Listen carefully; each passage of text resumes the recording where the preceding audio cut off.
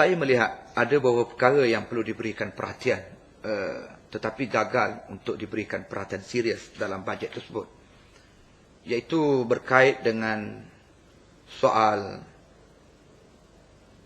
pengisian yang seimbang dalam bajet. Kelihatan bajet hanya membangunkan material dan membangunkan fizikal dengan tawaran-tawaran dan pemberian-pemberian yang dilihat lumayan dengan angka jutaan ringgit. Tetapi tidak disebut ataupun tidak dijelas, tidak difokuskan oleh bajet bagaimana pula tindakan kerajaan untuk menangani masalah besar yang sedang melanda negara kita, iaitu masalah gejala sosial, masalah keamanan, masalah jenayah yang berpunca daripada kegagalan pembangunan spiritual yang ada pada rakyat, khasnya generasi muda pada hari ini. Jadi saya lihat ini seperti satu bajet yang hanya untuk membangunkan material, membangunkan fizikal, tapi melupakan aspek spiritual. Jangka panjang dia akan meruntuhkan peradaban dan juga tamadun negara, dan bajet itu nanti akan menjadi pulangan yang negatif kepada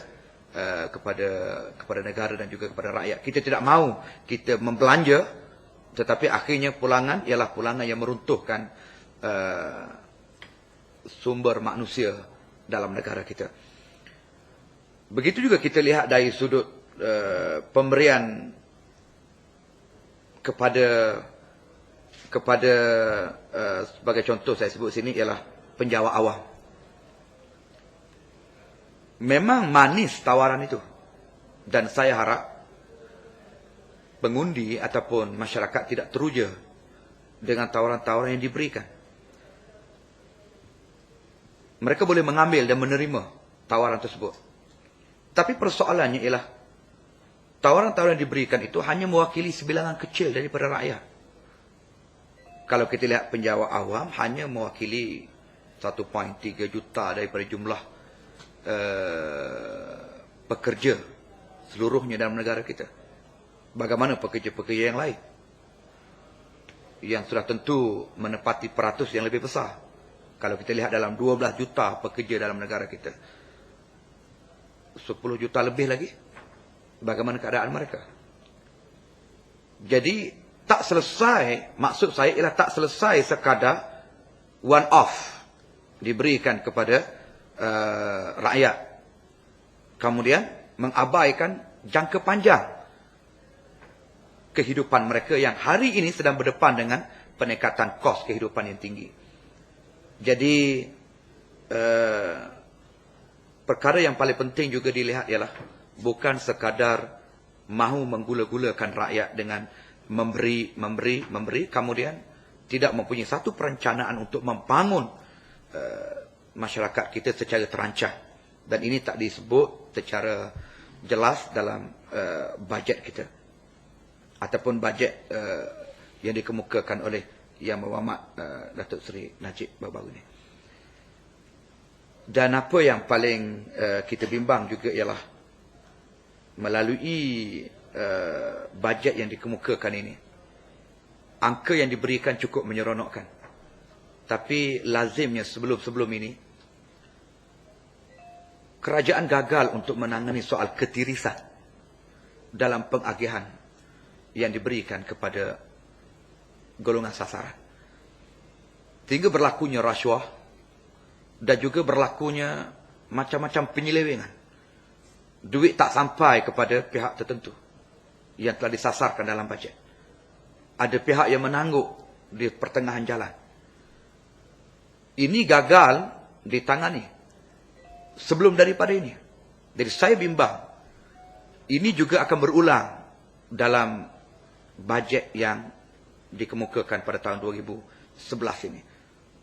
Jadi satu peringatan daripada kami Dewan Pemuda kepada pihak kerajaan, selain daripada mereka memberi kepada rakyat dengan jumlah-jumlah yang ditetapkan, perkara yang paling penting sekali ialah memastikan soal bagaimana pengurusan itu betul, tidak berlaku rasuah dan tidak ada ketirisan. Apa jaminan dia? Ini yang rakyat nak tengok. Ini yang rakyat mahu melihat. Kalau ditawarkan puluhan juta sekalipun, akhirnya nanti tiris di pertengahan jalan, maka berlakulah sebagaimana sebelum daripada ini. Projek besar, buat bangunan, tak ada 2 hari runtuh. Dan akhirnya dia hanya mengulangi kepincangan yang serupa. Saya begini, kalau kita sebut negara ini adalah negara yang prihatin terhadap masalah rakyat, sewajarnya rakyatlah yang diberikan perhatian. Dengan keadaan mereka menghadapi kos hidup yang tinggi. Ahli parlimen telah menikmati banyak kemudahan. Mereka sudah ada allowance perjalanan, allowance mesyuarat. Di samping gaji asas mereka yang begitu tinggi. Dan mereka juga ada bajet untuk rakyat yang mereka wakili dalam parlimen dan juga dalam Dewan Undangan Negeri. Bagi Adun. Saya rasa itulah asas kenapa Ketua Perbankan mempersoalkan isu allowance tersebut. Kerana sepatutnya fokus diberikan kepada rakyat terbanyak. Seperti menurut harga minyak sebagai contoh. Kawalan harga minyak. Kenapa kerajaan seperti tak berani nak menurunkan harga minyak?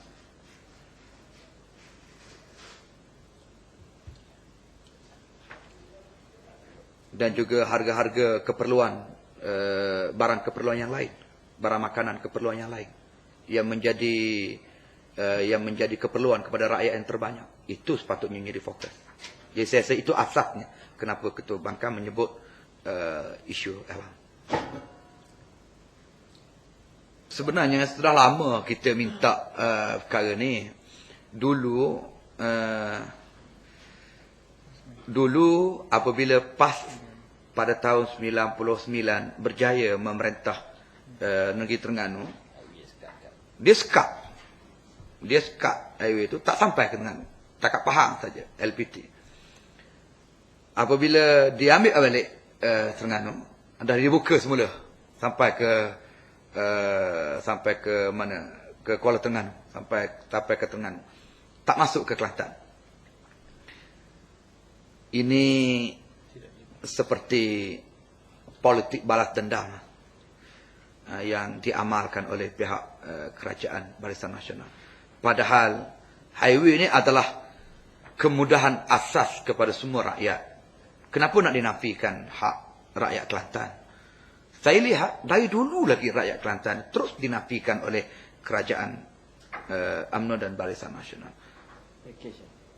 Package dia lebuh raya yang termasuk dalam package anak tiri. Ya. Banyak perkara, tidak hanya lebuh raya. Banyak lagi lah perkara lainnya. Ini yang terbaru lah. Banyak lagi dalam perkara lain. Saya lihat seperti Kelantan dipinggirkan. Soal royalti sebagai contoh sebelum daripada ini. Kelantan dinafikan, negeri lain dibagi. Apabila PAS menang di Terengganu, dia rampas balik. Jadi semua ini contoh-contoh yang menunjukkan UMNO dan Barisan Nasional konsisten dengan politik balas dendam. Apabila rakyat tak sokong mereka, tak undi mereka dan mereka tak jadi kerajaan, mereka belasah balik rakyat dengan cara tidak memberi kemudahan seperti itu. Dan ini satu penderaan kepada rakyat.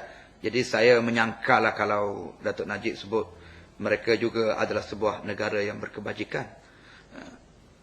Jadi tak tepat kebajikan secara terpilih mana-mana negeri, sedangkan dia kerajaan memerintah negara. Apakah Kelantan bukan rakyat dia? Apakah negeri Kelantan bukan sebahagian daripada negara Malaysia? Jadi ini satu pengkhianatan kepada rakyat. Yalah. Itulah sifat one off. One off ni seperti umpan untuk memancing. Sedangkan ya saya tak nafi, sebenarnya duit itu pun jadi hak rakyat.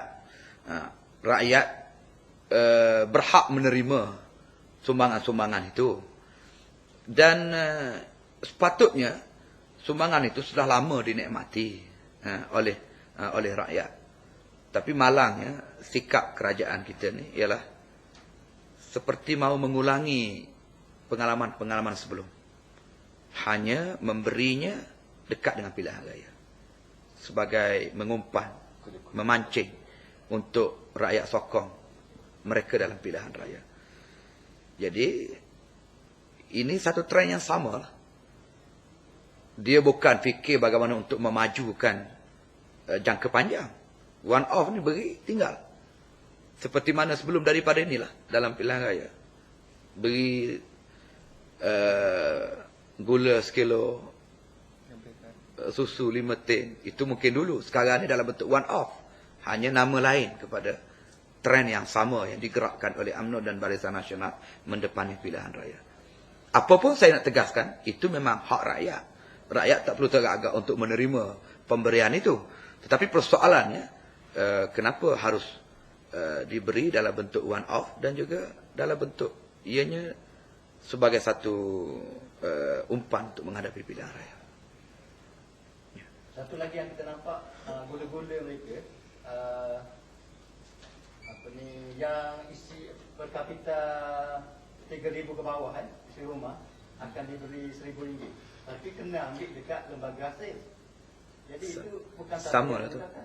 Sama tu. Termasuk juga banyak lagi projek-projek yang lain yang nak diberi pada rakyat akhirnya melalui ketua bahagian. Melalui kroni dan seumpama. Jadi ini pun ialah saya lihat itu bajet manifesto pilihan raya UMNO dan Barisan Nasional.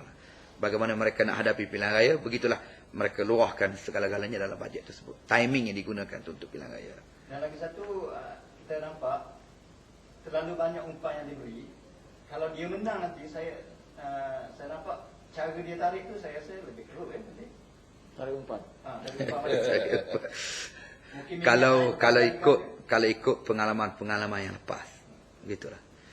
Setiap yang diberikan, apabila dia naik harga, dia bagi banyak duit kepada rakyat secara mengejut begitu, dalam bentuk one off begitu. Dia tak tunjuk kepada kita bagaimana proses dia mendapatkan sumber dalam bajet. Dan ternyata bajet ini adalah bajet defisit yang ke-14. 14 tahun berturut-turut. Sudah tentunya nanti dia nak cover balik kos. Jadi sudah tentu kalau ikut trend lepas pilihan raya ini akan naik harga barang. Ini yang akan terus menjadi sasaran. Dia diambil balik melalui kenaikan harga barang, kenaikan harga minyak, penarikan semula subsidi dan macam-macam. Jadi ini yang kita bimbang. Sebab itulah sebenarnya penegasan yang kita buat ialah yang pertama, rakyat berhak menerima semua sumbangan tersebut. Namun begitu, jangan terlalu orang panggil apa?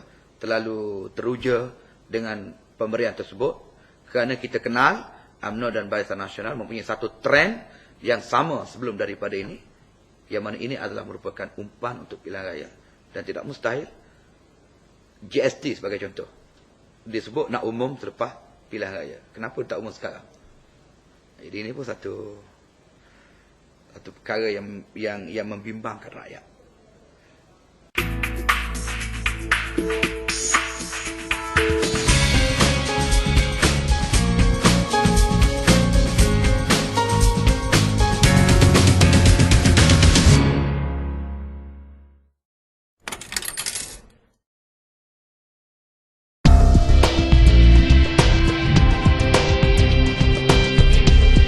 Pihak Mediapark melancarkan e-paper, merupakan satu program baru dalam Mediapark, asaskan kepada teknologi maklumat yang terkini yang wajib kita manfaatkan.